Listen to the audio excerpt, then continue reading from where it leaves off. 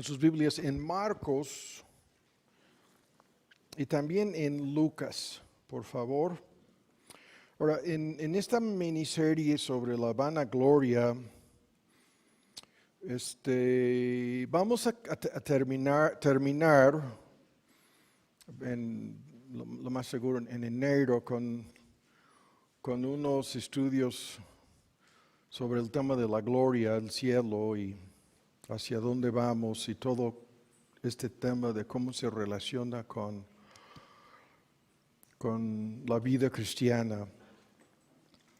Es la meta, ¿no? De ya dejar este asunto, pero en el camino nos vemos obligados a tocar otro asunto. Oremos, Padre, damos muchas gracias por habernos reunido, por estos himnos de alabanza, en donde de corazón te hemos cantado y tratando de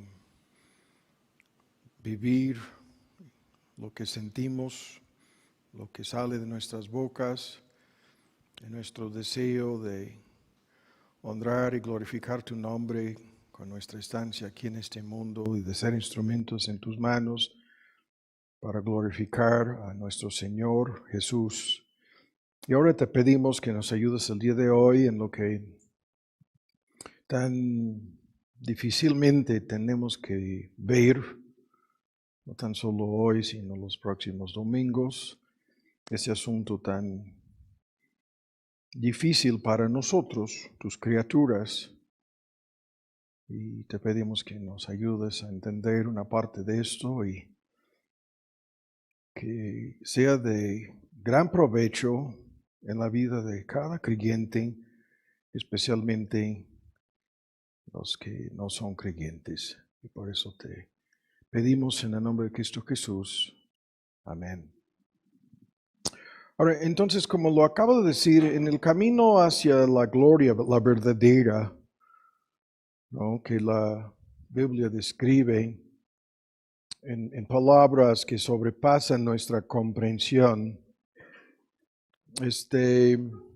les dije Marcos y Lucas, ¿no? Pero comencemos de nuevo con este texto en Corintios, por favor.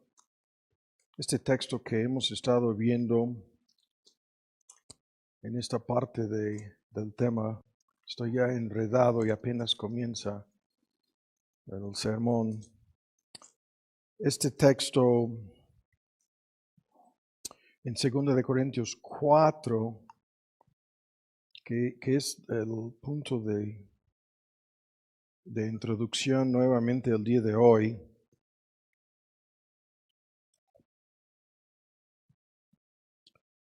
Y hicimos hace 2 domingos unos comentarios sobre el por qué Dios ha permitido el mal, el pecado. Lo vimos hace creo 3 domingos, la triste lista de cosas que le pasaron a José antes de ser exaltado como primer ministro en Egipto y cómo todo eso se relaciona con este texto. Después de dar su larga lista de padecimientos, sufrimientos, llega al punto en 16 de decir, sin embargo, no obstante, no desmayamos. En 2 de Corintios 4, 16, aunque nuestro hombre exterior se va desgastando, este tema también lo vamos a discutir en la parte final, el gran contraste aquí entre el hombre exterior que se va desgastando y el interior, eso es la parte invisible, que está siendo renovado, ¿no? El tiempo del verbo aquí, de día en día, cotidianamente. 2 cosas simultáneamente están sucediendo por fuera y por dentro. Y luego vienen estos puntos que son lo que hemos estado discutiendo, por lo que es al presente momentáneo leve de nuestra tribulación, nos sobra un sobremanera alto y eterno peso de gloria. No mirando, scopeo, la palabra griega, no fijándonos cuidadosamente, como con un microscopio o telescopio, mirando en la forma más detallada. Este es el gran tema de meditar y reflexionar y analizar las cosas no mirando nosotros las cosas que se ven, sino las que no se ven. Y el gran contraste entre lo visible y lo invisible que hemos comenzado a discutir en relación con la creación, en relación con el ministerio público de Cristo, en relación con sus milagros, como vamos a ver en relación con nuestros cuerpos físicos, incluso no mirando lo que es visible, sino lo que es invisible. Y el gran contraste para ver, el gran contraste entre las cosas temporales y las cosas eternas. Las que se ven son temporales, mas las que no se ven son eternas. Y en el contexto, todo esto, en la forma de contraste, comparación, todo el sufrimiento presente, en este mundo presente, que es increíble, ¿no? Discutir este tema, la larga lista de sufrimientos apostólicos en el contexto del ejemplo, en contraste con la gloria venidera. ¿No? Este es el tema que nos tiene detenidos y el día de hoy vamos a, antes de llegar a introducir un análisis de la gloria venidera, ustedes lo pueden ver en el pizarrón, vean en Lucas 13, por favor. Tenemos su contraparte. O sea, si esta gloria venidera se refiere a fin de cuentas al cielo, su contraparte es el infierno. Y de esto, una parte de este tema nos habló Mark hace 8 días. Y esto fue la primera introducción, lo que escucharon hace 8 días, y ahora vamos a escuchar la segunda. Y vamos a estar aquí ocupados algunos domingos con esto. Y la lectura, volvemos a este texto de lo que es visible en contraste con lo invisible, aquellos galileos, Lucas 13, que sufrieron una tragedia, la muerte horrible, avergonzosa, repugnante, un sinnúmero de debates en el trasfondo de este texto. ¿Qué hicieron estos galileos? ¿Y cómo es que Pilato se atrevió a mezclar su sangre con los sacrificios? ¿No? En teoría, esto es un tema de profundo debate en el templo. Y llegó a ese extremo a ofrecer a estos galileos como si fueran un tipo de sacrificio humano. Y el escándalo, ¿no? Y los judíos creyendo que esto no podría suceder a nadie a menos que hubieran sido culpables de algo inconcebiblemente pecaminoso para que Dios lo permitiera y nada más. Y luego el otro ejemplo de aquellos 18 personas y el accidente, la muerte súbita, se les colapsó. En teoría, una construcción en obra negra, nadie sabe, ¿no? Eran temas, ¿no? De lo que nosotros escuchamos. Hay algunos de esos noticieros que pasan en la mañana, ¿no? Tantos muertos en tal lugar y algunos por accidente, otros por arma de fuego y todo el paquete, ¿no? Y algunos desmembrados y decapitados, parecido en algún sentido a esto. Y lo que vemos aquí, la gran sorpresa, ¿no? Todo esto a nivel visible y la advertencia de nuestro Señor Jesús, os digo, piensan que eran más culpables o más pecadores, ¿no? O más deudores que todos los demás hombres, todos los demás habitantes de la gran ciudad de Jerusalén en aquel entonces. Y dice Cristo sorpresivamente, no. La respuesta definitiva, claro que no. Y la advertencia de todos los que no se arrepientan, van a perecer de la misma manera. Y el argumento es, no simplemente van a morir en una forma horrible, sino lo que les espera a nivel invisible, lo que les va a pasar. Esto es la gran advertencia aquí. Ahora vamos nuevamente a Marcos 9. Este es el otro texto que hemos visto ya, Marcos 9. Y este texto, uno de los más discutidos de la Biblia, en donde Cristo pinta el mismo asunto en relación con, en 42, cualquiera que escandalizare a uno de esos pequeñitos. Comentábamos de cómo han usado esta frase en los anuncios en relación con el aborto en la Unión Americana. Los pequeñitos los califican así, aunque se aplica a un gran tema, más que el tema del aborto, porque son los que creen en mí. Le fuera mejor que se le atase una piedra de molino. Estos son los militares, los lanzan del avión en medio del Golfo de México, para afuera, ¿no? Echados a lo más profundo del mar hoy en día. Y luego si de esto brinca este tema espantoso, si tu mano te escandalizare, córtalo. Mejor es entrar a la vida manco que teniendo dos manos ir a la gehenna, al fuego que no puede ser apagado. La gehenna es la palabra técnica que se traduce infierno a lo largo del Nuevo Testamento, en donde su gusano no muere y el fuego nunca se apaga. Y si tu pie te fuera ocasión de caer, córtalo. Mejor te sería que fuera entrar a la vida cojo, que teniendo dos pies ser echados desde lo visible a lo invisible. Todo el mismo argumento de cómo sería mejor sufrir algo así, tomar medidas tan drásticas como para mutilarse el cuerpo, como para en el 47 sacar tu ojo. Mejor sería así pasar la vida con un solo ojo. Sería mejor que sufrir este mismo fin y las mismas palabras, ¿no? El gusano de ellos no muere, el fuego nunca se apaga. Y luego viene este gran tema en que no nos vamos a meter. Eso es otro asunto ilustrativamente, en donde los sacrificios salados con fuego, ¿no? Y con sal. ¿Qué es esto? ¿No? Y la advertencia de si la sal se vuelve insípida, la versión moderna, ¿no? De nada sirve, ¿no? Y hay otros textos que hablan en una forma tremenda sobre este ejemplo. Ahora, la idea aquí de entrada, lo que hacemos con nuestras vidas se divide en tres ilustraciones gráficas: las manos, los pies y los ojos.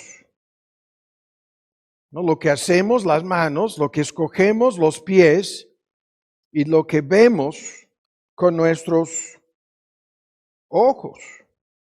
Estas son las ilustraciones de lo que significa el verdadero arrepentimiento en el contexto del argumento.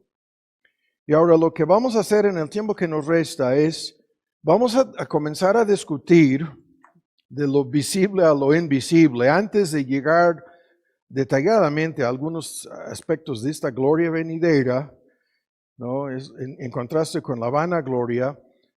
Comencemos el día de hoy, aunque Mark lo hizo la introducción hace 8 días, con su contraparte. Y este tema del infierno, y tenemos que apurarnos aquí, no vamos a estar aquí 2 meses. Espero que no sean más que 2 o 3 domingos. Esperemos que podamos resumir muchos puntos en un breve lapso de tiempo. Pero comencemos con la contraparte de esta gloria. No es posible entender la gloria venidera sin tener un concepto bíblico de su contraparte. Y esto es el tema más difícil, como vamos a volver a ver el día de hoy, el más pesado, el más discutido. Hay más oposición, más enemistad, más enojo, coraje, rencor de parte de los inconversos y increíblemente de parte de muchos que se identifican como creyentes, más oposición a la doctrina del infierno, la contraparte de la gloria venidera, ¿no? El tema del castigo eterno. Es el tema más discutido, más atacado, más rechazado. Es la doctrina bíblica que nunca encuentra una recepción honesta, objetiva. No. Como vamos a ver, las emociones se meten de por medio en esto. La verdad es que nadie permanece indiferente.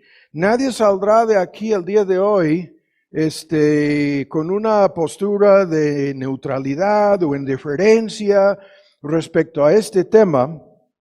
El tema nos obliga a creer lo que la palabra de Dios dice o a rechazar por completo, ¿no? Y hay temas en relación con esto del porqué del infierno y otros aspectos de esto que todavía no vamos a discutir el día de hoy, que nos pueden ayudar a salir de algunas dudas, ¿no?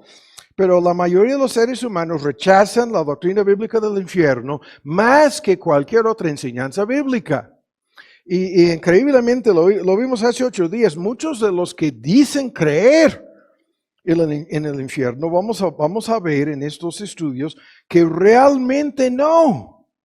Dicen creer en esto, pero realmente no creen en el infierno.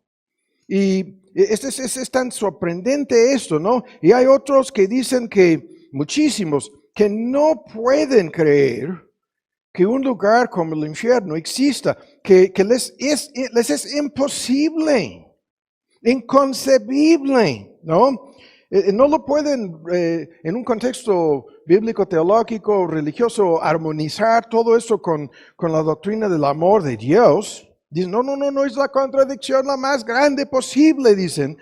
Y luego, tantas personas que dicen que no pueden creer en esto, y esto quiere decir, como vamos a ver el día de hoy, simple y sencillamente que no creen la Biblia, que no creen lo que la Biblia enseña, que no creen la enseñanza bíblica sobre este asunto. Y esto quiere decir, es más allá de lo que se encuentra escrito aquí, esto quiere decir que no creen a Dios, que no creen a nuestro Señor Jesús, que a este Dios le hacen el mentiroso. Y peor, ¿no? Dicen que no pueden creer en un Dios así, que no pueden jamás contemplar algo parecido a lo que sería la realidad del infierno. Y sin embargo, no van a escapar del infierno. Como vamos a ver, ¿no? Entonces comencemos con esta pregunta de si creemos, lo que escuchamos hace 8 días, de si creemos en el infierno o no. Y vivimos, a esto volveremos, pero vivimos en una época cuando la mayoría de las personas piensan que esto no es posible. Y en un contexto religioso, escuchan muchísimos que se identifican como creyentes en una larga lista de sectas, creen que son creyentes porque no creen en el infierno. De esto se jactan los falsos testigos de Jehová. De esto se jactan los mormones y los adventistas del séptimo día. Y en algún sentido lo enredan en la Iglesia Católica Romana, pero tampoco creen en el infierno. Y creen, incluso el Papa en Roma, de esto se volvió universalista, se van a salvar todos y cada uno de los seres humanos, no importando su religión, no importando su credo, no importando su vida, no importando nada de lo que la Biblia dice.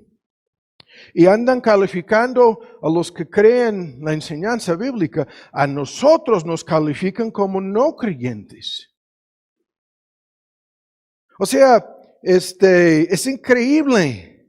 Afirman que no creen en la doctrina bíblica del infierno y que todos los que creen en esto, según estas sectas, no somos creyentes, según ellos. ¿No? Y peor, lo escuchamos hace 8 días, muchísimos que dicen, sí hermano, yo lo creo, no vas a perder. No vamos a perder el tiempo de nadie el día de hoy con esto. No, esto no es una pérdida de tiempo, como vamos a ver. Pero tantos que dicen creer en el infierno se comportan como si no. Viven como si no creyeran esto. Muchísimos creyentes. No van a discutir por un segundo las enseñanzas, los textos bíblicos, la doctrina. No, todo eso lo creo, hermano, pero viven como si no. Dicen creer en el infierno, pero no se preocupen mucho por este tema. Y a esto tendremos que llegar. Vamos a llegar a esta increíble lista de todas las personas. Les vamos a dar así por nombres y categorías y clasificaciones, como lo hace la Biblia. Todas estas personas que van a ir al infierno. Y muchos, no, yo no me preocupo porque yo creo que no voy al infierno, hermano. Entonces, ¿por qué tiene que preocuparme esto? Vamos a contestar. Ahora, en la introducción, espero que sea muy resumido este argumento. Vamos a contestar dos preguntas. La primera pregunta es, ¿qué sucede si no hay infierno? Vamos a suponer que no. La segunda, su contraparte, ¿qué sucede? ¿Qué significa? ¿No? Si hay infierno, si el infierno existe. Dos cosas, dos preguntas. Ahora, rápido. Si no existiera el infierno, ¿qué sucedería? ¿En dónde nos dejaría? ¿Cuáles serían las consecuencias si no hay infierno? ¿No? Pregunta número uno. Y pregunta número dos, si existe el infierno, ¿cuáles serían las consecuencias? ¿Cuáles son? No serían, ¿cuáles son las consecuencias? Ahora rápido. La primera pregunta. Si el infierno no existe, entonces, ¿qué sucede? Primero, entonces no necesitamos el Evangelio, porque el mensaje evangelístico, el mensaje del Evangelio, está basado desde un principio en la realidad del infierno. El infierno anuncia que hay el Evangelio anuncia que hay salvación del infierno, ¿no? Presuponiendo, dando por sentado la existencia del infierno. Y esto la Biblia lo menciona de los textos. Manifiesta es la ira de Dios desde el cielo en Romanos 1. ¿Cuál ira de Dios? La ira de Dios en el infierno. Y luego, por él seremos salvos. La salvación, ¿salvos de qué? Salvos de la ira derramada en el infierno en Romanos 5:9. Y luego de la boca de Juan el Bautista, ¿quién nos ha enseñado? Así comienzan los 4 evangelios. ¿Quién nos ha enseñado a ustedes, no? Increíble la confrontación con aquellos líderes religiosos. ¿Cómo se atreven a pararse aquí ustedes? La jerarquía del judaísmo de aquel entonces, ¿quién les ha enseñado a ustedes a huir, a salir huyendo de la ira venidera? De la boca de Juan el Bautista, el asunto. Y luego en este texto que ya hemos visto aquí tantas veces, por tu corazón no arrepentido, atesoras para ti mismo. ¿Qué? ¿Qué es lo que están atesorando? ¿Qué es lo que se está acumulando? En el caso de cada persona inconversa, ira. Ira, dice Juan.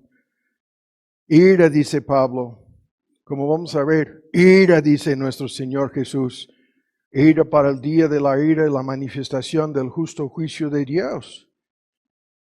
Así.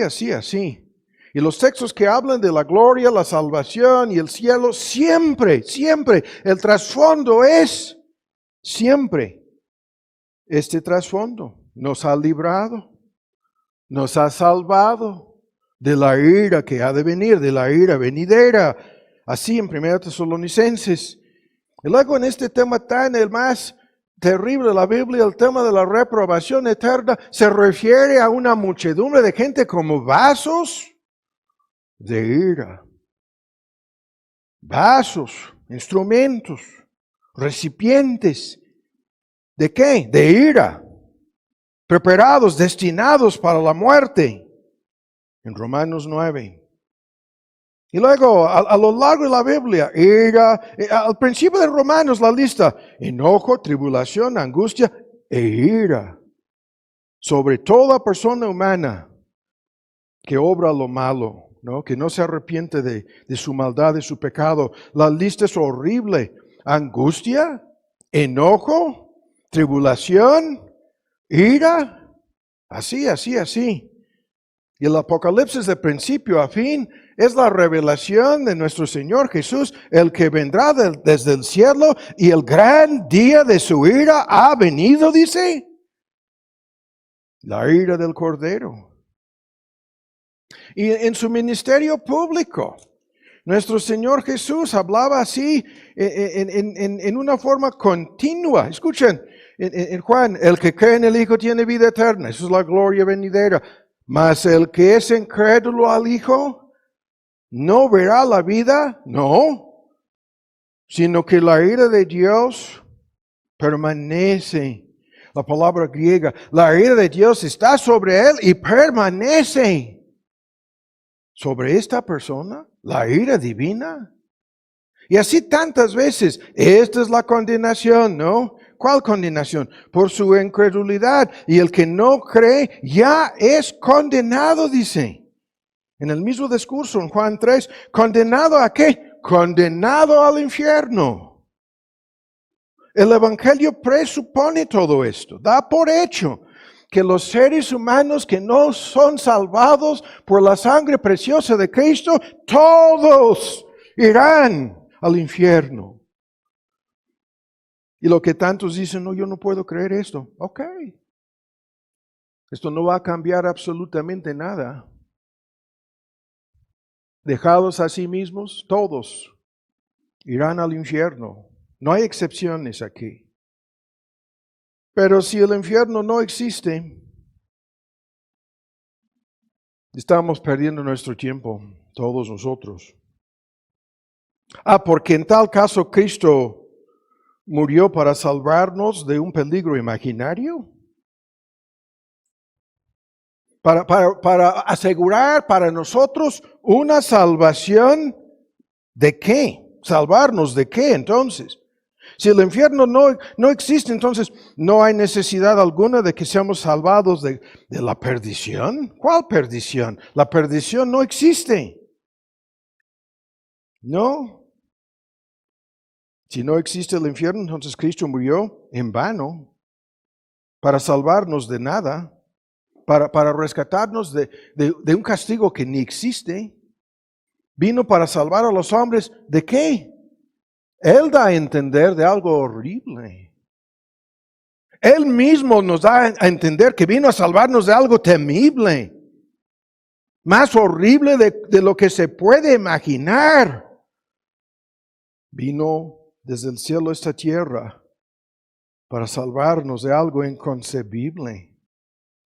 Pero si el infierno no existe, nadie necesita su salvación.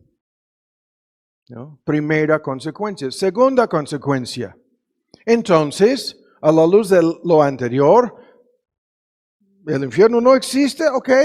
Cristo mismo estaba equivocado, o estaba engañado, o estaba engañando a los hombres. Una de dos, ¿no? Y él mismo tomó la responsabilidad de hablar de esto. ¿Cuánto? ¿Cuánto hablaba de esto? De dar la lista de advertencias. Acabamos de ver dos. Morirán de igual manera, dice. Y luego hay que tomar las medidas más drásticas posibles para evitar algo inconcebible. Él mismo tomó la responsabilidad. Él mismo asumió el papel de advertir, de avisar de antemano. Ningún ser humano se habría atrevido nunca a hablar así, salvo Cristo Jesús, el Dios hombre. Ningún ser humano ni siquiera podría haber hablado, menos convencido a sus oyentes. Estas amenazas terribles que salieron de su boca se habrían burlado, se habrían mofado de él. Se pusieron a temblar al escuchar de esto en aquel entonces. Y nadie que no sea el juez mismo se atrevería a hablar así.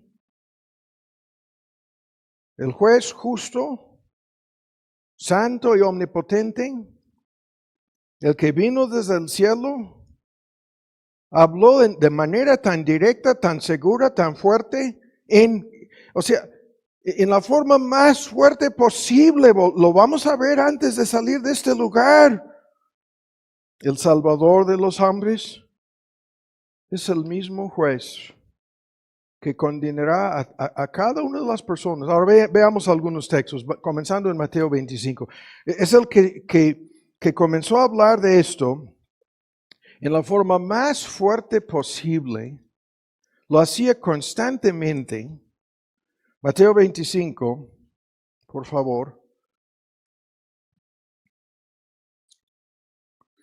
Es necesario que veamos con nuestros propios ojos. A mí no me gusta a veces que pongan los textos en las pantallas. Yo entiendo que para el tema del internet, etcétera, eso es de ayuda, pero es importantísimo que veamos en nuestras Biblias con nuestros propios ojos los textos, ¿no? Y son tantos textos que hablan de esto.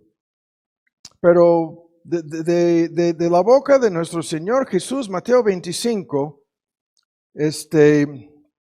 hablando al final de la parábola de los talentos, al que tuviere le será dado y tendrá más en 29, al que no tuviere aún lo que tenía o parecía tener, le será quitado. Y al siervo inútil, al final de la parábola, echadle en las tinieblas de afuera, ahí será el llanto, el lloro, el crujir de dientes. Ahora, esto es el comentario que se encuentra constantemente en prácticamente cada contexto en donde llega a un punto futuro culminante. A este argumento llega. En 41, y aquí en relación con las ovejas a su derecha, los cabritos a la izquierda. Entonces, en el 41, dirá también a los que estarán a la izquierda, apártense de mí, apartaos de mí. ¿A dónde? Malditos, dice, apártense de mí, al fuego eterno, preparado para el diablo. Increíble esto. Preparado para el diablo y para sus ángeles. No vamos a discutir el día de hoy, lo haremos otra vez. ¿Quién es el más culpable en este asunto? ¿No? De pecado, de rebeldía, de obstinación. ¿Satanás y sus ángeles o los seres humanos incrédulos? ¿Quiénes son los más culpables? Comparten el mismo fin. El fuego eterno preparado para el diablo y sus ángeles. Así lo dice. Hombres y ángeles. Y el texto termina, esto es el texto 46, el más discutido de la Biblia. Y los que dicen que el infierno no es eterno, a esto vamos a llegar. Su problema aquí es la misma palabra griega que se traduce eterno. Habla del cielo y la gloria venidera. Y la misma palabra griega habla del infierno en un solo texto. Irán estos 46 al tormento eterno. Y los justos, justificados por la fe en Cristo, a la vida eterna.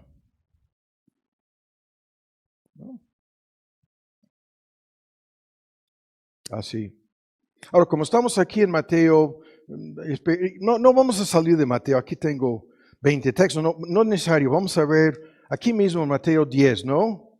Vamos al capítulo 10 rápido de Mateo para volver a leer aquí en otro contexto de estos que piensan que todo lo que dicen a puertas escondidas, criticando, juzgando, chismeando, que todo esto lo que habían dicho en tinieblas será oído, ¿no? Desde la azotea, desde los terrados.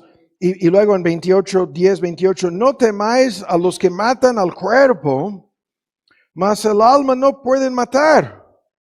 Temed, bien, pues temed aquel, o por lo contrario, aquel, y la palabra destruir no es aniquilar, no es exterminar, no, es arruinar completamente alma y cuerpo en el infierno.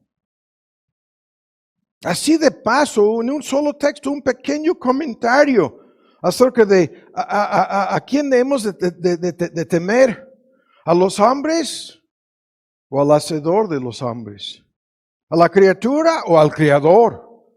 Ahora en Mateo 13, vean rápido, el tiempo se nos está yendo, no vamos a tardar leyendo todos estos textos, pero aquí es otra vez el fin, el tema es escatológico, y cuando llegamos a la parte final de esta que comienza con, son las 7 parábolas, ¿no?, sobre los misterios del reino de Dios, comenzando con la parábola del sembrador, y termina el asunto en el versículo 40, de manera que los ángeles, ¿no?, en el fin del mundo en 39 son los segadores, y como es recogida la cizaña y quemada en el fuego, así será en el fin de este mundo. Enviará al Hijo del Hombre sus ángeles, recogerán de su reino todos los escándalos, los que hacen o sirven de tropiezo, y los que hacen iniquidad, que practican el pecado, los echarán en el horno de fuego. Y ahí será el llanto y el crujir de dientes.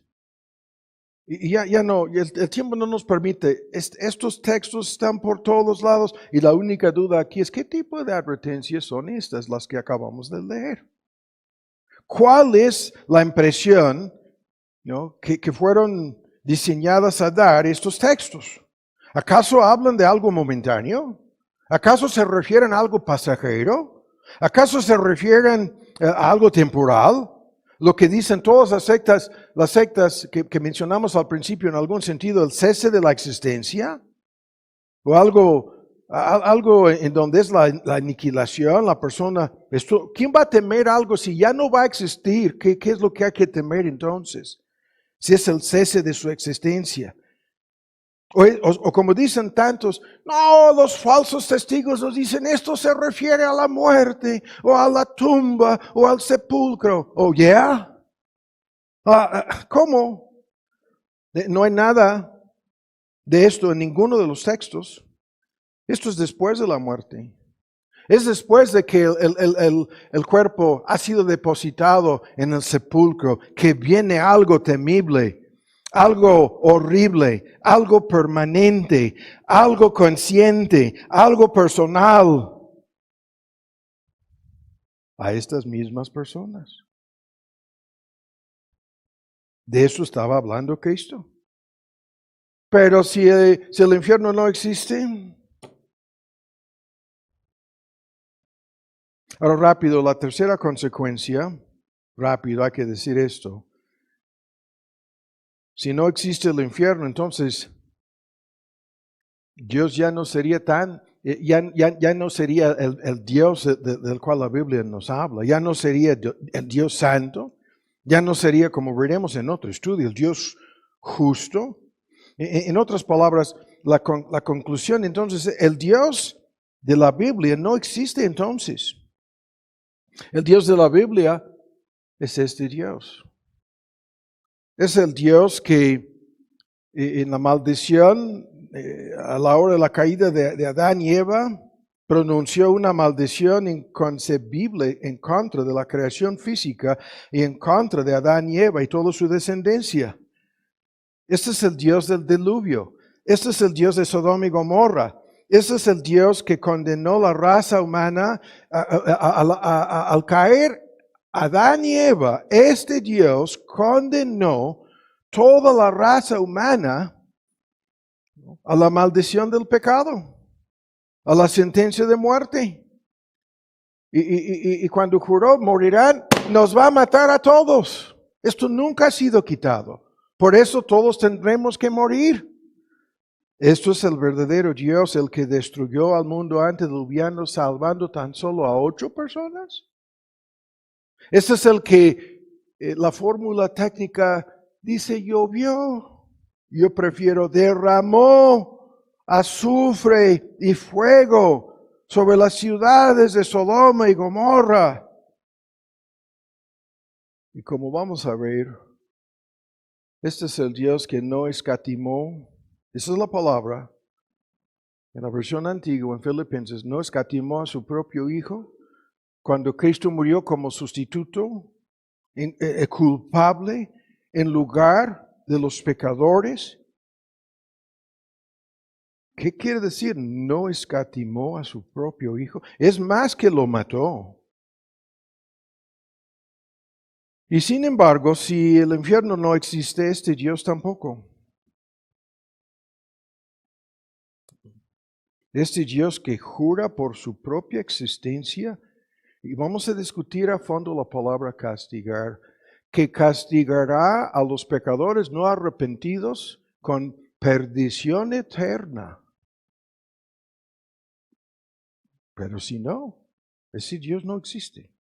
Si no hay infierno, entonces vuelvo a decirlo, no tenemos nada que temer, despreocúpense. Cuando dijo Cristo, ¿hay algo que temer aquí? ¿Qué es lo que hay que temer aquí? Algo más allá de la muerte, dijo. Algo peor que cualquier sufrimiento físico, dijo. Algo que va más allá de lo temporal, más allá de lo momentáneo, más allá de lo pasajero. Algo que nunca terminará. Algo que producirá interminablemente el llanto y el crujir de dientes. Y cuando hablaba de esto, vamos a ver la lista. Las tinieblas de afuera. El fuego eterno. El mismo tormento que recibirán el diablo y sus ángeles. Pero si estas cosas no existen, no hay que temer. Claro que no. Entre paréntesis digo esto. Pusimos en el instituto el mapa de todas las zonas en donde ganó un partido en la Unión Americana. Es increíble ver el mapa. Y estas cuestiones políticas tienen un contexto. Son sin número de personas del mundo político, socioeconómico, artístico, etcétera, que han visto tanta maldad en la Unión Americana que les ha convencido, agnósticos, ateos por todos lados. Incluso sacaron ahora una encuesta, la más reciente, más hombres se han vuelto religiosos en los Estados Unidos que mujeres, por primera vez en la historia moderna de la nación. Y yo podría pasar media hora, eso no es nuestro tema, salvo para decir que han visto una maldad, un grado de perversión, no, de perversidad, de pecado, estamos hablando de eso, que han llegado a concluir, esto está siendo orquestado por fuerzas invisibles. De lo visible han llegado a creer en lo invisible. Han concluido que esto no es algo humano, es algo espiritual lo que está sucediendo. Tan solo viendo la maldad. Pero rápido termina la introducción con esto. Estamos apenas en la introducción, Tomás. La contraparte, si existe este lugar de sufrimiento eterno, ¿cuáles son las consecuencias? Y esto hemos predicado desde hace años sobre este tema. Prediqué hace muchos años, eran 10 sermones sobre el tema del infierno, creo que fue en esa, en diferentes misiones incluso. Ya después, el próximo domingo vendrá menos gente. Ya llegando al tercer domingo aún menos van a llegar. Nadie quiere escuchar de esto, pero vean, ¿cuáles son las consecuencias? Las las más solemnes, las más tristes, y la palabra tristeza la vamos a discutir en un futuro. Las consecuencias son las más importantes. Esta es la realidad más importante que existe. No hay algo. Uno de estos comentaristas, Tucker Carlson, en una mini entrevista se ha vuelto súper religioso después de que lo corrieron de Fox News. Y en una de las pláticas, ¿qué te hizo? Y dijo, la maldad. Y dijo, yo comencé a pensar en la palabra eternidad, dice. Y comenzaba a despertarme en la noche y la palabra eternidad. Y dice su testimonio, me di cuenta de que había vivido la mayor parte de su vida nunca tomando en serio la eternidad. ¿Y qué pasa después de la muerte? Esto es su testimonio. Y dijo, estoy viviendo así como con un terror estremecedor en mi vida por primera vez y preguntándome, qué tonto, qué necio he sido al desperdiciar toda mi vida y nunca pensar en mi eternidad. Es un súper estrella en el mundo de podcasting y noticieros. ¿No? Ustedes no lo conocen, pero es increíble ver esta realidad. Lo que llamamos la sombra del infierno. Y no quiero que sean engañados con la palabra sombra, porque hay una realidad, ¿no? Y la sombra es la que apunta a la realidad. Y la sombra del infierno, y si esto es así, cae sobre cada persona, sobre cada vida, sobre cada familia, sobre cada matrimonio. La sombra del infierno cae sobre cada hogar, sobre toda la raza humana. Está por encima de cada vida, de cada persona, la sombra. Cuando nuestro Señor Jesús se acercaba a esta sombra en el Getsemaní, comenzó a angustiarse. El Hijo de Dios encarnado comenzó a llenarse de terror, atemorizarse es la palabra traducida del griego. Estaba temblando su cuerpo, su alma se volvió triste con una tristeza. Estaba al punto de fallecer de la pura tristeza que sentía. Dios encarnado frente a la sombra de la muerte.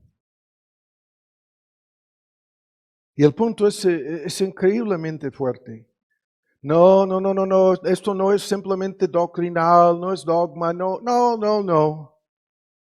Si esto es la realidad, entonces no es posible contemplar esta realidad, meditar, reflexionar sin tristeza, sin profunda emoción. Porque entonces multitudes de personas, cientos de millones, yo me atrevo a decir miles de millones de personas van a ese lugar de sufrimiento eterno y permanecerán en ese lugar para siempre. Y a la luz de esta realidad, todo lo demás, todas las cosas temporales, materiales, triviales de esta vida no tienen importancia alguna. Lo vemos con el rico y Lázaro. Vimos una pequeña parte del rico y hablaremos de Lázaro. No tenían nada de estas cosas materiales, temporales, nada, cero. Pero estaba preparado para la eternidad. A la luz del infierno, todo lo demás es menos que menos. Es lo de menos. Las cosas por las cuales toda la gente, la mayoría vive por las cosas pasajeras, temporales, momentáneas, se vuelven vanas, vacías, necias, estupideces, vanidades ilusorias. La esencia misma de lo que la palabra locura quiere decir. Porque si el infierno existe, nadie va a morir como mueren los animales. No, la muerte de ningún ser humano, aunque Pilato haya mezclado su sangre con los sacrificios en el templo, no van a morir como animales. No van a morir como puercos y perros. Este libro dice, está señalado que mueran una sola vez y después el juicio. Después viene el juicio, dice. Y este juicio se refiere al infierno. Y esta realidad llegará a ser la única realidad. Este asunto de vivir en el contexto de la realidad, ¿no? La única realidad permanente, la única realidad eterna, llegará a ser esta realidad.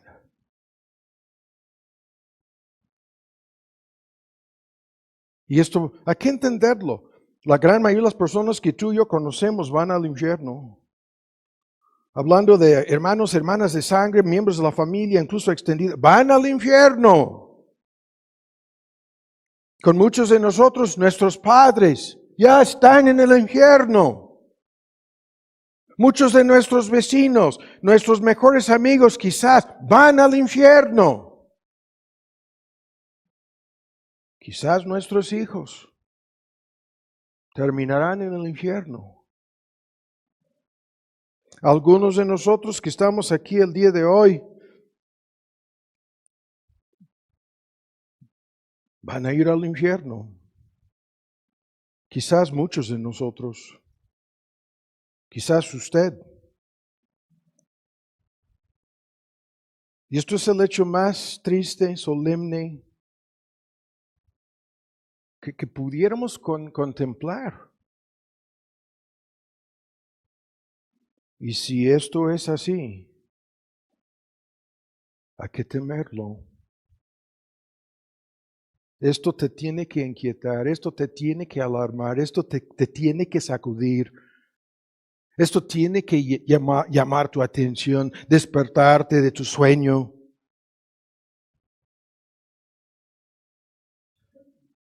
Y yo nunca he entendido esto. Es un 30-40% de las películas de terror o de catástrofes y de cosas así alarmantes, ¿no? Y por el lado de estas películas de terror, están en el trasfondo del asunto, están usando todo esto para vacunar a las personas, para que piensen en algo como Halloween, o brujos, o hechiceros, o el mundo esotérico, o en el peor de los casos, ¿no? Algunos de ustedes no vivieron esto, a mí me tocó vivirlo. En mi juventud, en el rock pesado, fuimos a ver la primera, la no editada versión del Exorcista. Una mezcolanza de verdades y errores están en esa película y sin embargo la mitad de la gente se levantó, no aguantó.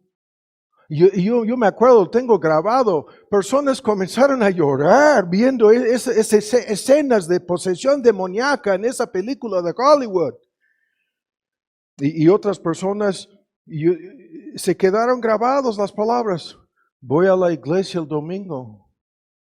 Y esto no es para dar risa, no es chistoso.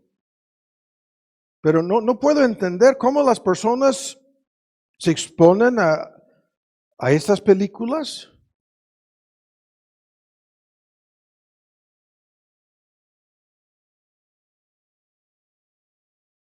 Y no están narrando, salvo una muy pequeña parte de una realidad. No, la realidad rebasa por completo cualquier película de terror. o de catástrofes, o de eventos ecológicos, catastróficos. No, no se comparan estas cosas. No, esto nos tiene que alarmar porque nos enseña que el Dios verdadero no es el Dios de la imaginación de los hombres. No es Dios tal cual, tal como se imaginan los seres humanos que Dios ha de ser. No, ese Dios no existe. El Dios de la imaginación del hombre es el Dios que no enviará a nadie al infierno. Pero el Dios de la Biblia sí. ¿Cuál es el verdadero?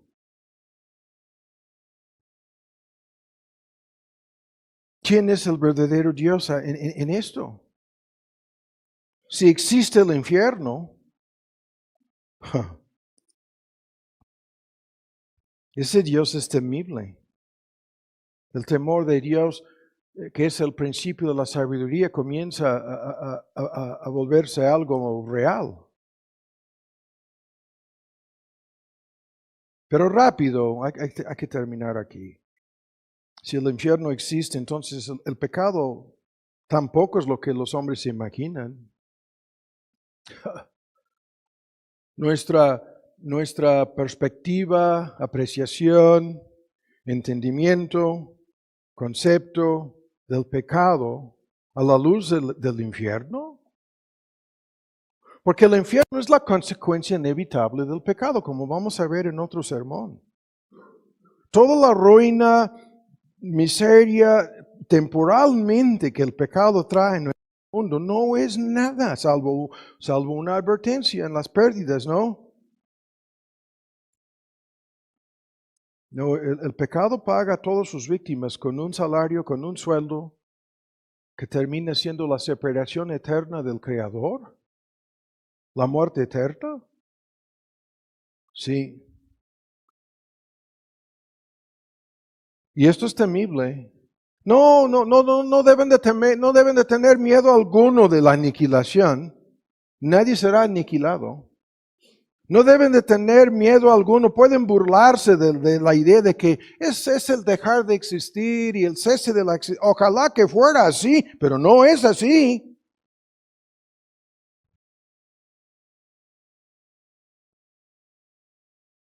Y si esto no te conduce a hacer algo, como vamos a ver, si no te conduce a hacer todo lo posible para evitar el castigo del infierno, ¿qué es lo que no se haría? Cristo lo pintaba como cortar la mano, sacar el ojo, hasta el extremo de sufrir cualquier pérdida, miembros del cuerpo, partes y facultades de tu cuerpo. A propósito, deshacerse, quitárselo. Si así, ¿podríamos evitar el infierno? ¿Qué estamos dispuestos a hacer para evitar esto?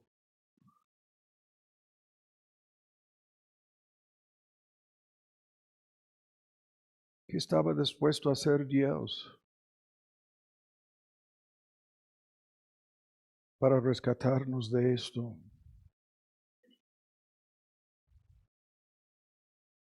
Entonces, ya, ¿no? O sea, si el infierno existe, escuchen bien, todos los que niegan su existencia, todos los que se niegan a creer en el infierno, van a ir al infierno. Esto es seguro. No es posible ser un verdadero creyente y negar la existencia del infierno. Todos los que se niegan a creer en esto van al infierno. El peligro es tan sencillo, hay muchos argumentos aquí, pero el más sencillo es como cualquier peligro. Para escapar de un peligro tienes que creer que es real. Es como la persona, esta ilustración no llega al nivel, pero es el niño que no cree que será atropellado, pero ya esta persona es un adulto, es una persona adulta o adolescente que nunca se va a fijar en el crucero, no, en el semáforo, no se va, le van a aplastar. Le van a aplastar los coches que hasta le pudieran uno tras otro atropellar a esta persona. No se fijó en el peligro, no creía en el peligro, sufrió las consecuencias. Esto es así. Los que no creen que el infierno no existe, van a ir al infierno entonces. Sí, claro que sí. Van a sufrir esto por su incredulidad. Dios les dice, Dios les avisa de antemano, anticipando, advirtiendo, amonestando, todas las palabras posibles. Y se burlan del peligro.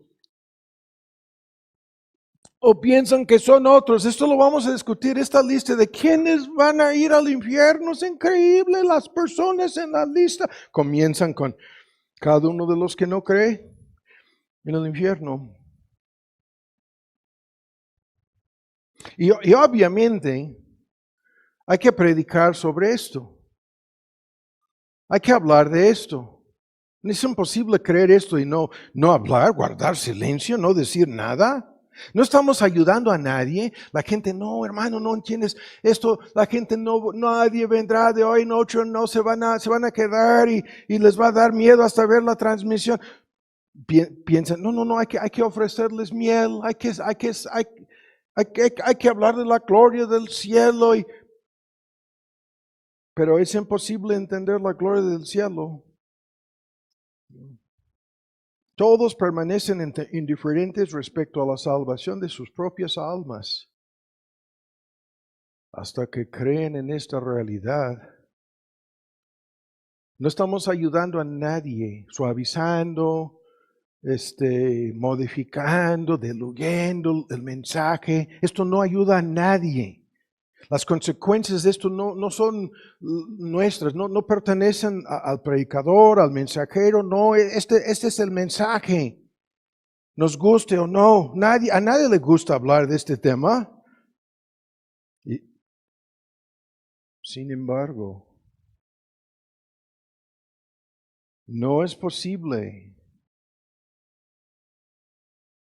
representar esto como algo más grande de lo que es. No, es imposible hablar demasiado. Cristo hablaba de esto más que cualquier otro tema. Chéquenlo, verifíquenlo. Cristo mismo. No hay ningún peligro de exagerar. No, como vamos a ver, no, nos van a decir el lenguaje es figurativo. Lo vamos a discutir en algunos ejemplos. Están equivocados. La realidad es más grande que la figura. Por eso yo estaba usando la figura de la sombra del infierno.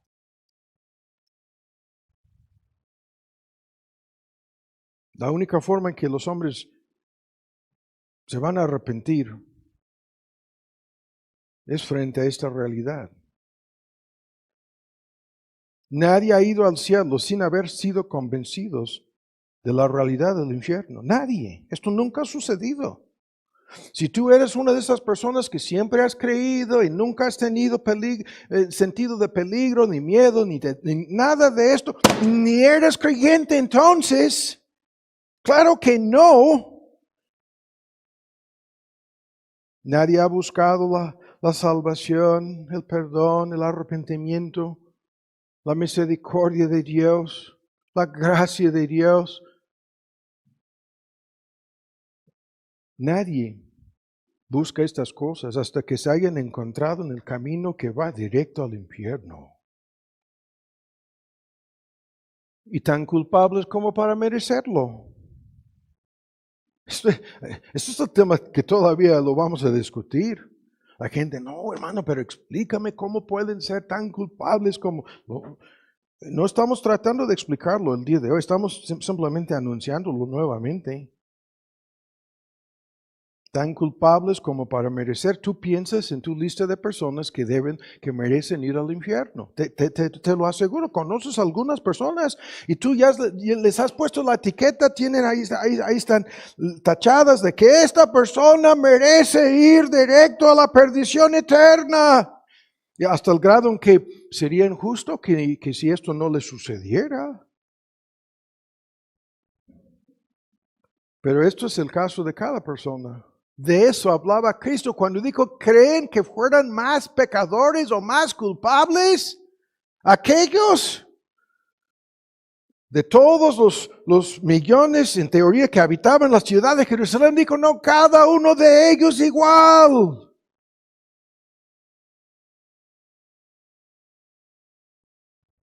Y obviamente hay que decir esto. Nadie se interesa en la buena nueva del Evangelio sin las malas noticias sobre el infierno, pero hay que decir esto, el Evangelio entonces a la luz de esto, este es el mensaje más glorioso posible.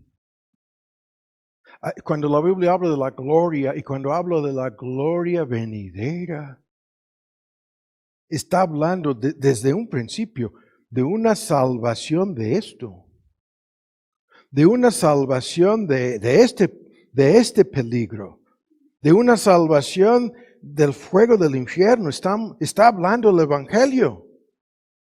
Y de un Dios glorioso que hizo hasta lo imposible, lo que era desde cualquier perspectiva imposible para salvarnos de esta perdición. Cristo sufrió para salvarnos de algo inconcebible. Tan seguro, tan garantizado, tan necesario, que tan solo Él podría habernos salvado. Nadie más.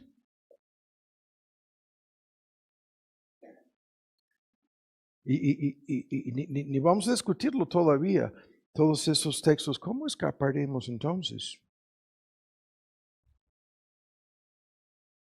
Si no hacemos caso de Cristo, si no nos arrepentimos, dijo Cristo, vamos todos al mismo lugar. Si no nos entregamos a Él, estamos garantizados, estamos firmando la sentencia en contra nuestra con nuestra propia mano.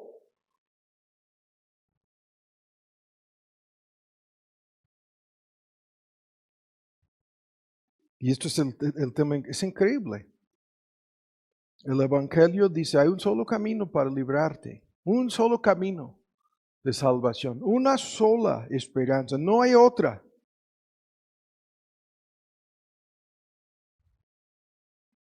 No hay otra. Una sola salida, una sola forma para no ir al infierno. No hay otra, no hay dos, tres, cuatro, no.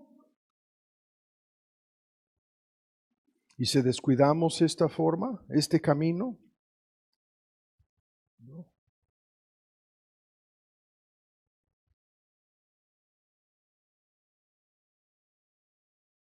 Esto es la realidad. Es como la muerte, nadie quiere enfrentarse con la realidad de la muerte, por eso no cambia nada, no va a cambiar nada, vamos a morir todos. Es lo mismo aquí. Hay algo más allá de la muerte temible, que en algún nivel de su conciencia, escuchen, todos los seres humanos saben algo de esto. En algún nivel, en algún grado de su propia conciencia saben que hay un Dios santo, justo, temible, que nos hizo. Y este Dios tendrá la última palabra.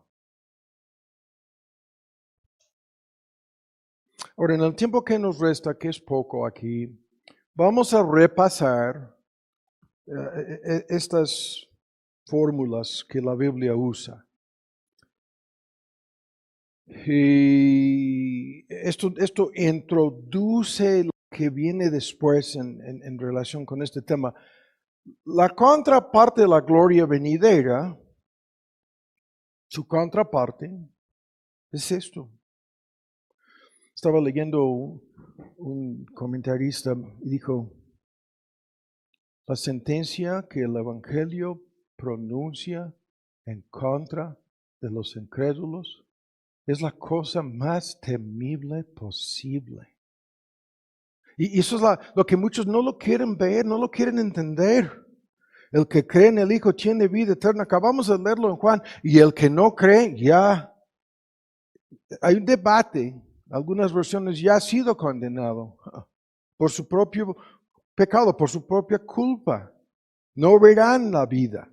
La ira de Dios está, los teólogos dicen, suspendida por encima como la espada, ¿no? Que se va a caer en cualquier momento y les va a quitar de este mundo. Pero la mejor traducción, la ira de Dios permanece sobre ellos.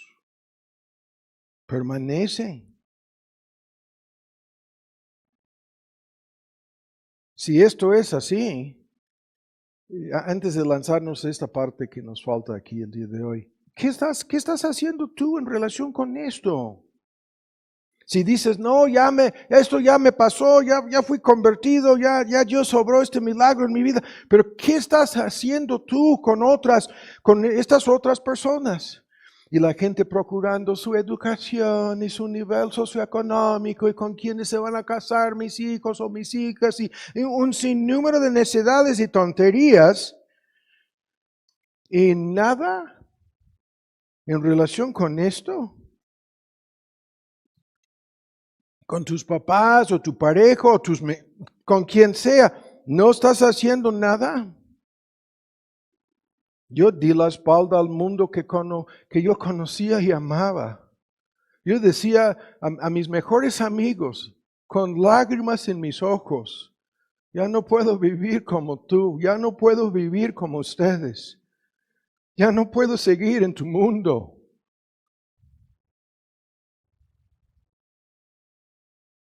Y luego Dios me arrancó de mi país. Y no me estoy quejando, estoy ilustrando algo. No estoy hablando aquí de qué estás haciendo tú. Yo estoy haciendo algo. ¿Qué estás haciendo tú con esto para alcanzar a otras personas? ¿Qué estás dispuesto a hacer? Y un sinnúmero de personas le van a servir a Dios en tal o cual circunstancia. Nunca creo esas personas. Si no estás dispuesto a hacer lo imposible para alcanzar, tan solo aquí estoy hablando de tus seres queridos, por favor. ¿Nada? No, hermano, yo creo en la predestinación y la soberanía de Dios. Y el mismo Cristo que hablaba de estos asuntos se quebrantó en llanto sobre la ciudad de Jerusalén. Y el mismo apóstol Pablo que nos dio ese discurso, el más profundo de la Biblia, sobre la salvación y la soberanía de Dios, dijo, estaría dispuesto a ir a la perdición, a ser apartado de Cristo, si pudiera así asegurar la salvación de sus propios seres queridos. Y los dos ejemplos, Cristo y Pablo, ¿por qué? ¿Habrá alguna duda del por qué?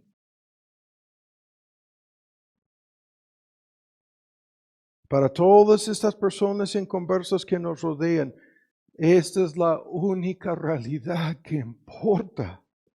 Todo lo demás no importa. Lo veremos en el día de juicio. Lo veremos al entierro, al día de su muerte, cuando parten de este mundo. Las lágrimas derramadas a la hora del funeral de nada servirán. Nada.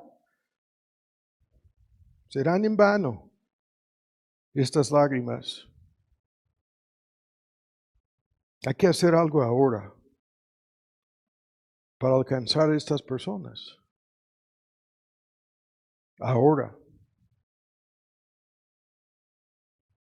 Y tú tienes una esfera de influencia enorme, increíble en tu pequeño mundo, en donde resulta en muchos casos tú pudieras ser la única persona en tu familia, tú pudieras ser la única persona en la oficina, la única persona en la vecindad, la única persona en el mundo de tus amigos capaz de hablarles de esto. Pero ¿qué estás haciendo? Como lo comenté al casi nada.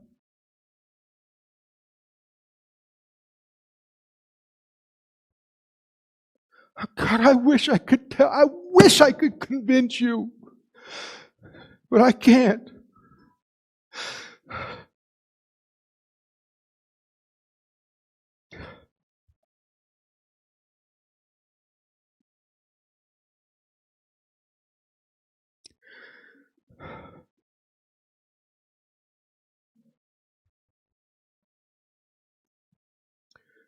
Ahora, vamos a esta lista, la más terrible lista posible. La lista es de estas descripciones. Mark nos habló de esto en parte hace 8 días. La lista comienza con la palabra técnica Gehenna, Gehenna, que habla, en todas las traducciones de la Biblia, la traducción es infierno. Se traduce basurero. Viene del valle de Ben Hinnom. Este valle fue la ciudad de Jerusalén, en donde en ese valle los hijos de Hinnom practicaban sacrificios humanos y otras abominaciones. Con el paso del tiempo se convirtió en un gran basurero, además de un lugar en donde practicaban sacrificios idólatras y sacrificios humanos y peores cosas. Este lugar se convirtió en el símbolo de lo que es temible. En parte en esto, los judíos echaban no simplemente basura, sino los cuerpos de animales y criminales y los quemaban en ese lugar, y era como hace en los 80s, 90s, esos basureros en donde siempre había humo alrededor de nuestra Ciudad de México. Ardía el humo de día, de noche, el fuego nunca se apagaba y los gusanos nunca dejaban de comer la carne que estaba en un proceso de putrefacción y descomposición, y mientras que echaban más y más y más cuerpos humanos, ¿no? y de animales, se convirtió la Gehenna en un símbolo del infierno. Se convirtió en el símbolo de la morada eterna de los impíos, en el lugar en donde su cuerpo y su alma después del día de juicio van a sufrir la vergüenza, la culpa, el juicio, el castigo. A esto vamos a volver. La palabra más importante en todos sus argumentos sobre el tema es la palabra castigo. En dicho castigo, nadie quiere creer. Pero en ese basurero se basaban para hablar en los tiempos de Cristo de un lugar más allá de la muerte, de un lugar de sufrimiento consciente en cuerpo y alma, más allá de la muerte física. Lo que nos interesa aquí es esta terrible ilustración. Y podríamos discutirlo mucho. Desde cualquier perspectiva. El que sufrió la derrota en la elección en los Estados Unidos es uno de los errores políticamente hablando más tontos posibles. Se atrevió a llamar a los que apoyaban a su oponente, no voy a mencionar su nombre para no ofender a algunos de ustedes. Llamó a todos los que iban a votar por él, los llamó a todos basura. Y lo hizo frente a las cámaras. Trash. ¿No? Y esto no lo estoy mencionando con ningún otro motivo salvo de ilustrar el punto aquí. La gente se ofendió increíblemente. Hasta personas que le apoyaban se ofendieron. Porque son miembros de mi familia que no estamos de acuerdo, van a votar por que tú dices que todos los que votan por él son basura. Más de la mitad del país, basura. Van a ser 80 millones de votos al fin y al cabo. 80 millones de personas que votaron estas 80 millones son basura. Pero si alguien te llama basura, ¿qué significa esto? Arrojamos al basurero, a la basura, todo lo que no sirve, lo que no tiene valor.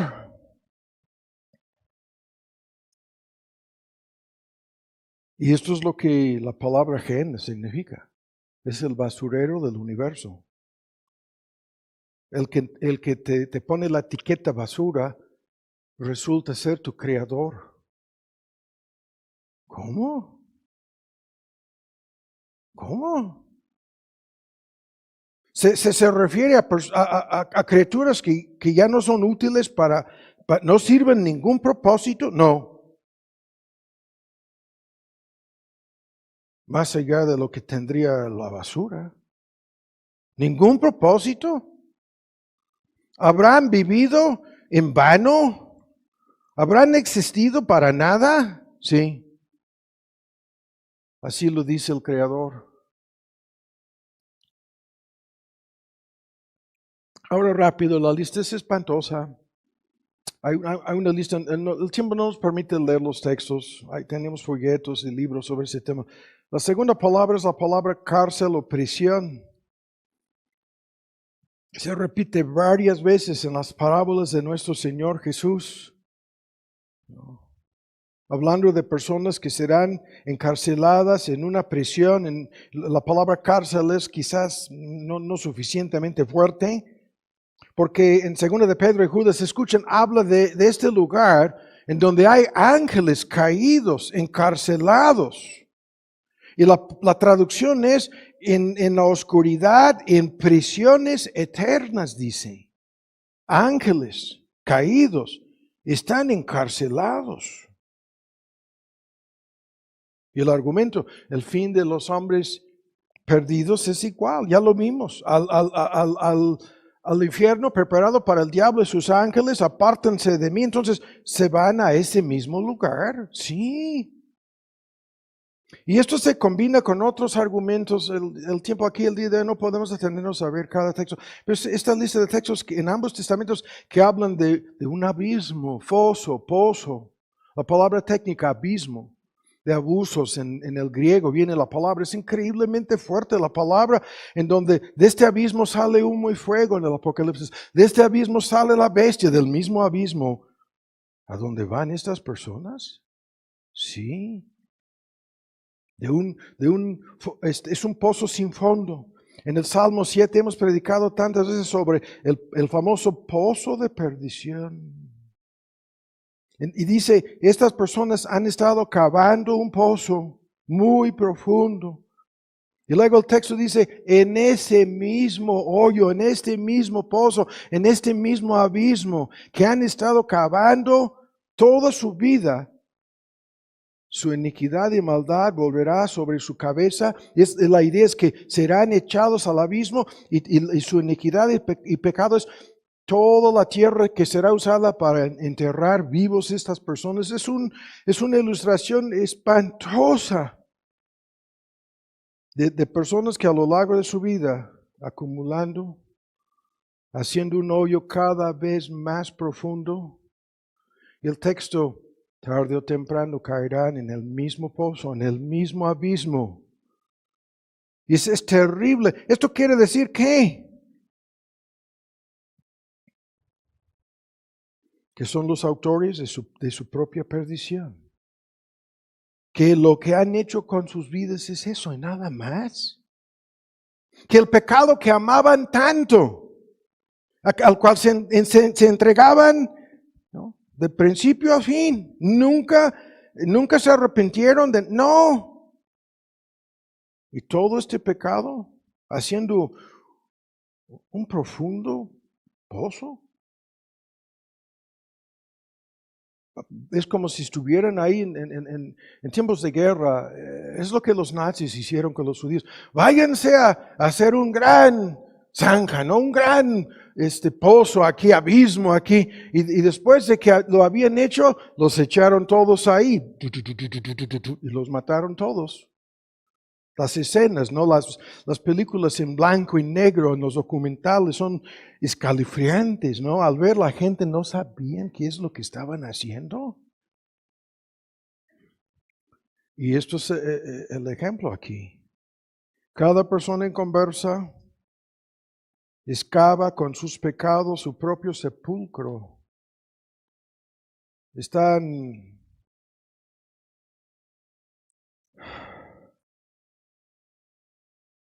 y luego la palabra oscuridad, las tinieblas de afuera, echados a las tinieblas de afuera. Atadle las manos y los pies y echadle en las tinieblas de afuera. De la boca de Cristo las citas. Mateo 8, 22, 25. Al siervo inútil, echadle en las tinieblas de afuera. Y Judas se refiere a las personas. Escuchen lo que dice, para estas personas les es reservada eternamente la oscuridad de las tinieblas. Esto es otra figura espantosa. Podríamos detenernos media hora con ejemplos de la oscuridad de la cual todos hemos tenido miedo desde chicos hasta el día de hoy. Si se va la luz y es pura oscuridad y no hay una fuente de luz eléctrica por ningún lado, ni lámparas, ni celulares, ni nada, pero estas densas tinieblas son más que físicas. Son las tinieblas en sentido moral y espiritual. Dios es luz y en Él no hay ninguna tinieblas. Dios es la luz del cielo. La ciudad celestial no necesita la luz del sol ni de luna porque Dios mismo la ilumina. El Cordero es su lumbrera, dice el Apocalipsis.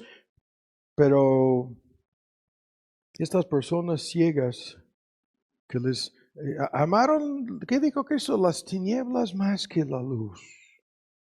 Irán a ese lugar en donde no hay un rayo de luz, en donde nunca amanece el sol, en donde cada día es noche, siempre negro, siempre oscuro.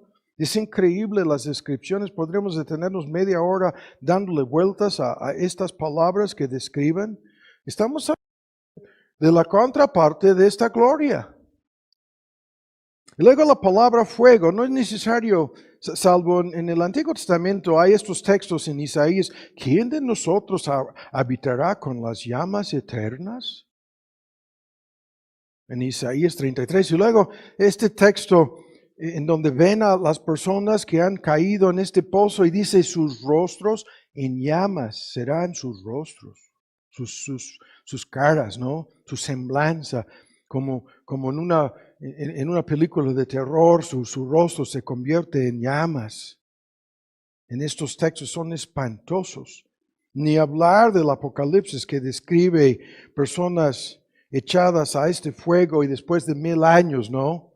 Ahí están aún vivas, ¿no? Y el humo de su tormento sube de día, de noche en el Apocalipsis 14, 19, 20, 21, uno tras otro texto diciendo lo mismo.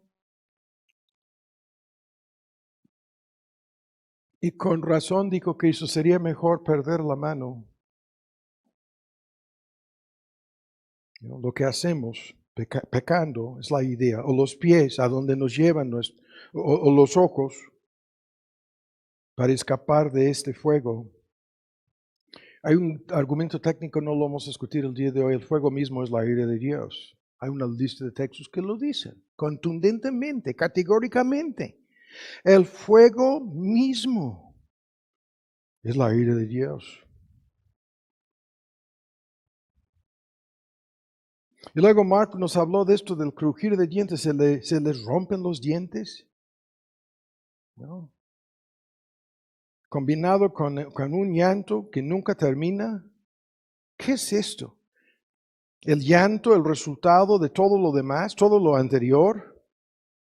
Están en el basurero, están en la prisión eterna, están en un hoyo. Algunos dicen que tienen la sensación de que se están cayendo y nunca tocan fondo. Están en una oscuridad tan densa que no hay palabras para describirla y están inmersos en un fuego que no se apaga, que no se apagará. Llanto. Y el crujir de dientes, ¿qué es? Coraje, enojo, furia. Es un tema extraordinario en relación con golpes, algo físico, podríamos discutirlo así, pero esto es más allá de algo físico. Están llenos de coraje, rabia, furia, en contra de su Creador. Están así, rompiéndose sus dientes, ¿no? En un berrinche de coraje, ese es el simbolismo. Espantoso la ilustración. Una y otra vez Cristo habló de esto. Y luego el gusano que no muere, el tema que escuchamos hace 8 días, es increíblemente fuerte. La ilustración de gusanos del valle de Hinnom, la misma ilustración, el fuego que nunca se apagaba y los gusanos que nunca dejaban de reproducirse, replicándose constantemente en base a la carne podrida. Y las personas en esta ilustración gráfica de estos gusanos, ¿no? Podríamos, tan repugnante, tan ofensivo, escalofriantes, no cabe aquí, es algo inconcebible. Sí. Y los teólogos van por muchos caminos con esto. Vuelvo a decirlo, si esto es un símbolo, los símbolos representan una realidad más grande en todos sus casos. El Cordero es Cristo, las ovejas somos nosotros, el dragón es el diablo, todos los símbolos siempre apuntan a algo mucho más grande. Entonces el gusano que no muere es por lo menos existencia continua, consciente, en donde son capaces de sentir esto, la sensación de gusanitos en su cuerpo. Sí, esto es así. Y este tormento, ¿no? Es un símbolo de una persona siendo atormentada. Y los tormentos son interminables aquí. Tenemos un folleto sobre los terrores del infierno, si no lo han leído. No lo puedes leer salvo por pedacitos. Porque este sufrimiento es ocasionado, lo escuchamos hace 8 días, por la conciencia, que les va a acusar constantemente, les va a recordar de qué, de lo que hemos escuchado, que todo esto es por su propia culpa, que todo esto es lo que buscaron, lo que escogieron. Y les va a recordar de toda una lista de pecados, egoísmo, soberbia, concupiscencias, impureza, mentiras. Tendrán una memoria, algunos dicen perfecta. No van a poder olvidarse de ninguno de sus pecados jamás. Y luego, de los años desperdiciados, malgastados, increíbles oportunidades perdidas, ¿no? En un contexto religioso de sermones, de advertencias que desecharon, invitaciones que trataron a la ligera, y constantemente toda la combinación con su conciencia. Tú escogiste esto. Esto es tu culpa. Es tu propia perdición que tú mismo procuraste a lo largo de tu vida. Nunca quisiste nada con el Salvador, nada con el perdón, nada con el arrepentimiento, nada con la salvación de tu alma. Y en su misma conciencia, las acusaciones, necio, estúpido.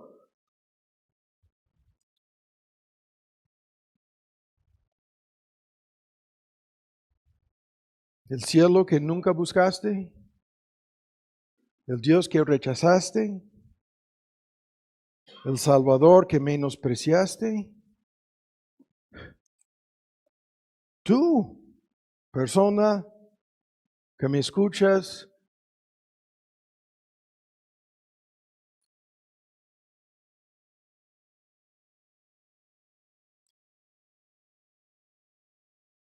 Y lo peor de lo peor, entenderán que nunca cumplieron ningún propósito real. Propósito por el cual fueron creados, conocer la gloria de Dios, conocer al Dios glorioso, glorificar a este Dios con sus vidas, entregarse, amar, servir y a vivir con este Dios que se digna de ser nuestro amigo, nuestro amante, nuestro marido, nuestro Salvador.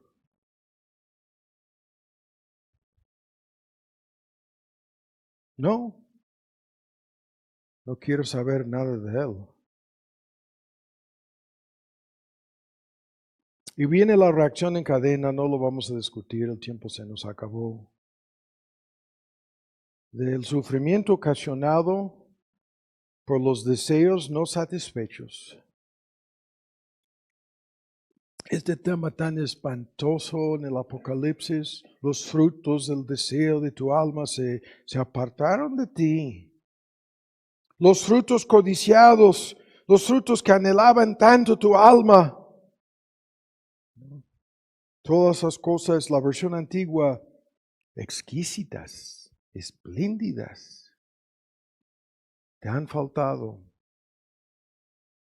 Nunca más las volverás a hallar. Se te desvanecieron, jamás las hallarás. Así termina el Apocalipsis. Se dirige directamente a estas personas y el tema es increíble porque va por el camino. No puedo evitar, perdónenme, no puedo evitar el comentario aquí. Es algo complicado. Dios nos ha dado tantas cosas para disfrutar y todo en relación con la comida. Escuchen el comentario aquí y hay comentarios positivos sobre esto, pero aquí es negativo. La pregunta de si vives para comer o comes para vivir. Es increíble el comentario, no lo vamos a discutir. Esas personas que se dedicaban a comer vivían para comer, abusando la lista de cosas, ¿no? En las bendiciones y bondades de Dios, toda dádiva buena, comenzando con algo tan sencillo como la comida. Y estas personas, sus deseos no satisfechos van por muchos, lado físico, lado emocional, lado mental, porque nunca volverán a experimentar nada de placer, nada de paz, ni un segundo de felicidad, menos gozo. Todo lo que se dedicaban a buscar, placer, contentamiento, felicidad, gozo, culminándose en la palabra amor. No, ya no. Esta lista en el Apocalipsis no la vamos a ver. No volverán a escuchar ni un sonido agradable, ni una melodía. No volverán a ver nada, menos cosas bonitas y agradables ante sus ojos. Serán privados de todo lo que su alma anhelaba y codiciaba y buscaba.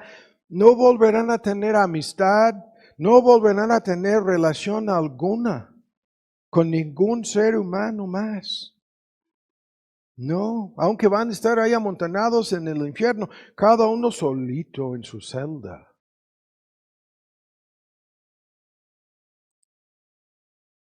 Ya no tendrán nada de valor, ningún beneficio, ningún recurso, nada. El que les daba vida, respiración y todas las demás cosas, dice el apóstol, les va a quitar todo. toda su bondad, toda su paciencia, toda su longanimidad. Quitado todo, todo les será quitado. Y caerán en una desesperación, en una forma de angustia. Mark mencionó esto de Spurgeon sobre las puertas del infierno. ¿Qué dice? Es como en los campamentos de concentración con los judíos. Se acaba la esperanza para todos los que pasan por esta puerta. Porque el tormento es eterno. El fuego es eterno. Su culpa es eterna. Y vuelvo a decirlo, con esto vamos a terminar. El castigo es eterno. La puerta está cerrada. La figura que Cristo usó más que cualquier otra, la puerta ya se cerró.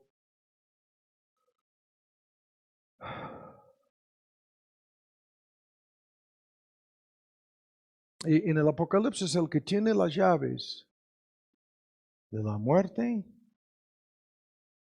y del infierno, ¿no? Resulta ser el mismo Cristo. Y el hecho de haber sufrido día tras día, mes tras mes, año tras año, siglo tras siglo, milenio tras milenio, y apenas comenzando, apenas empezando, después de miles de años, cientos de miles de años, después de 10,000 millones de años, sus sufrimientos serán apenitas comenzando. Lo vamos a discutir en otro sermón.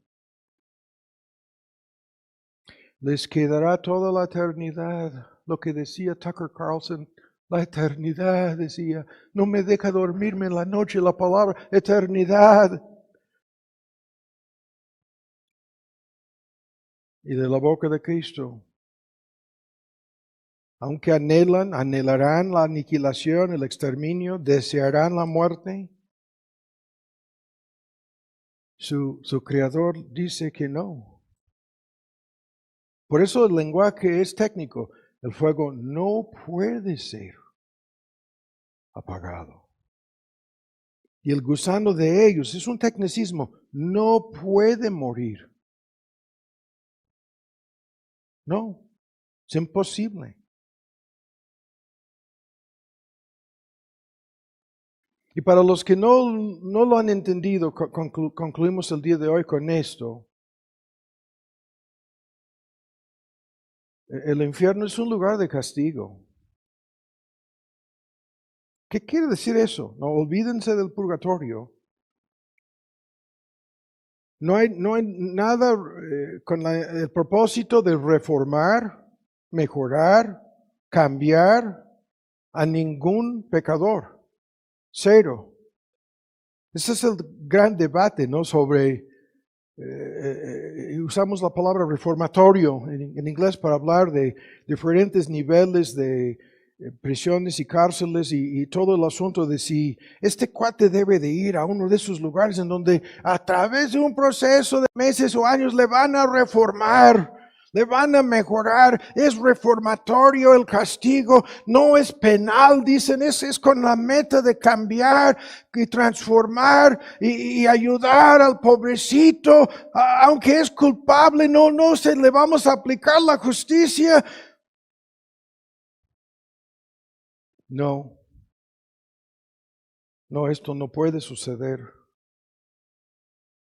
Todo esto de cambiar, reformar, mejorar, salvar, esto es aquí, esto es ahora, es en esta vida. No es más allá de la muerte, no.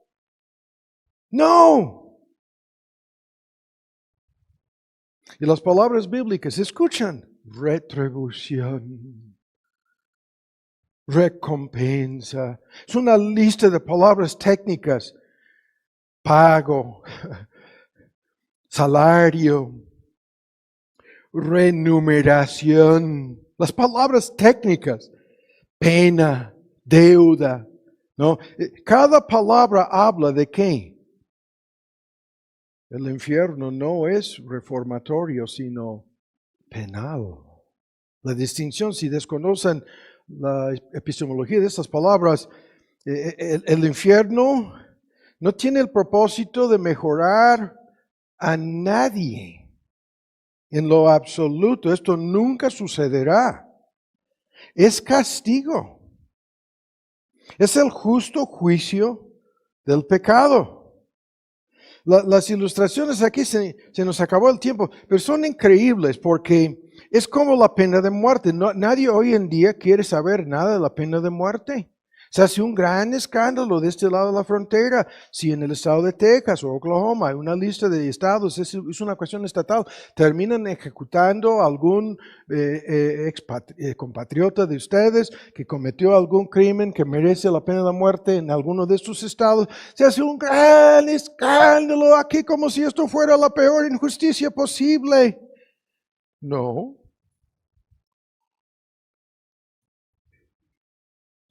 No.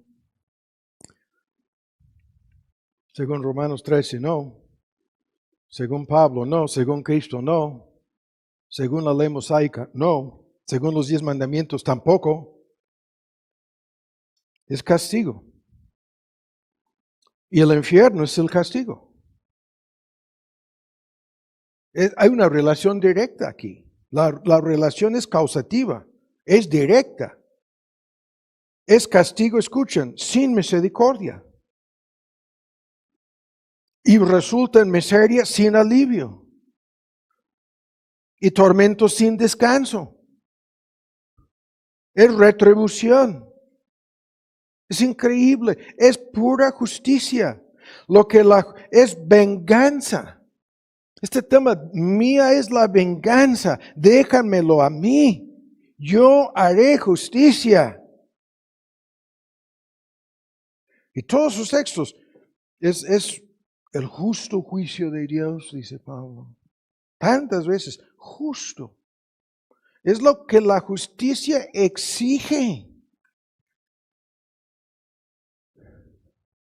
Y es más allá de vida por vida, diente por diente, ojo por ojo. Sí, sí. Y termina el sermón con esto. No tienes que saber nada de lo que hemos escuchado el día de hoy para entenderlo. ¿Qué sufrió?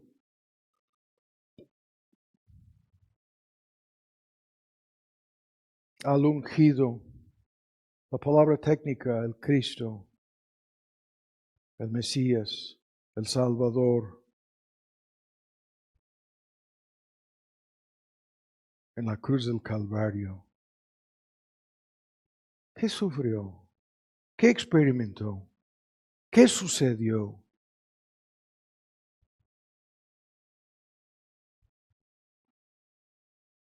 Nuestro Señor Jesús sufrió probablemente físicamente más que cualquier otra persona haya sufrido. Quedó con su semblanza, apariencia física no reconocible. No, ya no parecía ser un ser humano, dice Isaías, hablando del castigo físico que recibió. En su alma o a nivel espiritual, ¿qué tipo de agonía, angustia, bebiendo la copa de ira derramada, personalmente inocente, legalmente culpable, como sustituto mediador en lugar de los culpables, tomó sobre sí el pecado y la culpa de todos aquellos por quienes murió? El lenguaje es técnico, fue hecho pecado en lugar de nosotros. Sufrió el justo por los injustos. Llevó nuestros pecados en su cuerpo sobre la madera, la palabra técnica que es un símbolo de la cruz, ¿no? Físicamente de madera. Y luego cuando llegamos a Isaías, las palabras se vuelven espantosas. Azotado. Escuchen las palabras. Azotado, dice. Cada palabra afirma lo que estamos diciendo al terminar aquí el día. Esto es el castigo que el pecado exige, merece. Azotado de Dios, dice el texto. Herido. Herido. Abatido. ¿Abatido? Esta persona inocente. Molido, dice. ¿Molido? Angustiado, afligido. Y en el mismo texto aparece nuestra palabra, castigado.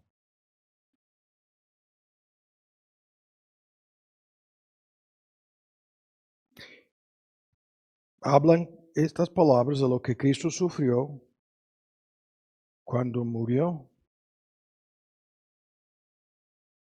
Y esto confirma categóricamente que todos los que mueren en sus pecados serán azotados, heridos, abatidos, molidos, angustiados, afligidos y castigados, pero para siempre castigados. Y todos los que niegan el castigo eterno están negando lo que pasó a nuestro Señor Jesús en la cruz del Calvario. Lo están negando. Porque el propósito de castigar es de satisfacer la justicia, cumplir con la santa ley. El infierno es el castigo que aguarda, que espera a todos y cada uno de los inconversos. Serán castigados y incapacitados para pagar. Y el Dios que es fuego consumidor. Y el castigo corresponde al crimen aquí. No vamos a discutir eso. Les aseguro que sí. Vimos hace 2 semanas cómo el pecado está en contra de la gloria de este Dios. Cómo el pecado atenta en contra de cada atributo de Dios. Cómo el pecado, en síntesis, atenta, o sea, está en contra de Dios mismo y acabaría con Dios si pudiera hacerlo. Y este Dios dice, con sus pecados quieren acabar conmigo, les devuelvo el pago. Acabaré con ustedes. No hay otro Dios. Por más brutal, pesado, difícil, triste, emocional, inconcebible, etcétera, etcétera, etcétera, que sea este tema,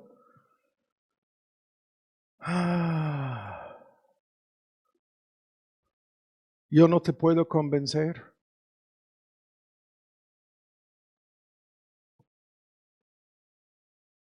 Este Dios sí.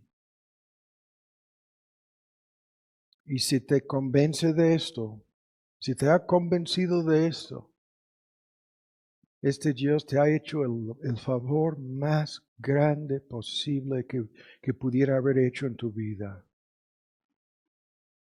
Porque todos los que a de veras son convencidos de esto, ¿qué es lo que hacen? Salen huyendo de la ira venidera. Huyendo. No hay otra forma para escapar. Y todos sus ejemplos, a la ciudad de refugio, al arca, la lista es interminable de ejemplos de cómo salen huyendo hasta encontrar aquel hombre que es el único que sabe lo que el infierno significa. El único que lo ha sufrido y anulado, derrotado. El único que te puede salvar, que te puede librar. No hay nadie más aquí.